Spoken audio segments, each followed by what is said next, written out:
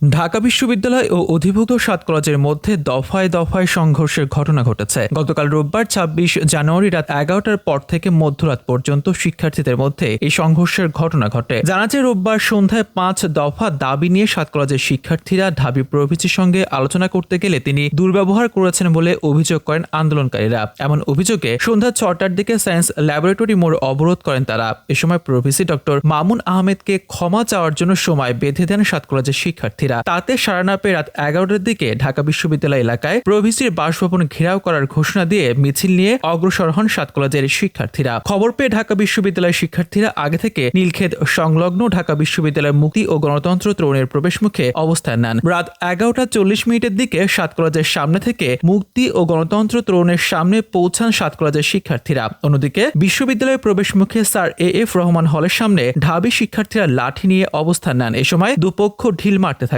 এক পর্যায়ে উভয় পক্ষের মধ্যে পাল্টাপাল্টি ধাওয়া শুরু হয়। ঘটনাস্থলে আইন শৃঙ্খলা বাহিনীর সদস্যরা নিয়োজিত ছিলেন। তবে দুপক্ষের উত্তেজনাময় এই পরিস্থিতিতে নিয়ন্ত্রণে তারা কয়েক রাউন্ড টিয়ারশেল ও সাউন্ড গ্রেনেড ছোড়ে পরিস্থিতি স্বাভাবিক রাখতে পরে পুলিশের সহায়তায় ৪ প্লাটুন বিজিবি মোতায়েন করা হয়েছে। শিক্ষার্থীদের অভিযোগ, ৭ কলেজের সমস্যা ও ভর্তির আসন সংখ্যা কমানোর বিষয়ে ঢাবির প্রভিসি শিখার কাছে গেলে তিনি অশোভন আচরণ করে রুম থেকে বের করে দেন। তখন তিনি বলেন ৭ কলেজের বিষয়ে কিছু জানেন না। তারা আরও অভিযোগ করে বলেন ২১ দিন আগে এ নিয়ে প্রভিসিকে স্মারকলিপি দেয়া হলেও সেটি তিনি পড়েননি। ৭ কলেজের শিক্ষার্থীদের চেনেন না বলেই তিনি আক্রমণাত্মক ব্যবহার করেন। এরপর থেকে মূলত তার অশোভন আচরণের বিরুদ্ধে শিক্ষার্থীরা আন্দোলন শুরু করেন। এসব ঘটনার পরেই শিক্ষার্থী প্রতিনিধি আব্দুর রহমান অশোভন আচরণের জন্য ঢাবি প্রভিসি অধ্যাপক ডক্টর মামুন আহমেদকে ক্ষমা চাওয়ার জন্য আহ্বান জানিয়ে ৫ দফা দাবির কথা জানান। শিক্ষার্থীদের যেসব দাবি ২০২৪-২৫ সেশন থেকেই ৭ কলেজের ভর্তির পরীক্ষায় অযৌক্তিক কোটা পদ্ধতি বাতিল করতে হবে। ৭ কলেজের শ্রেণীকক্ষের ধারণ ক্ষমতার বাইরে শিক্ষার্থী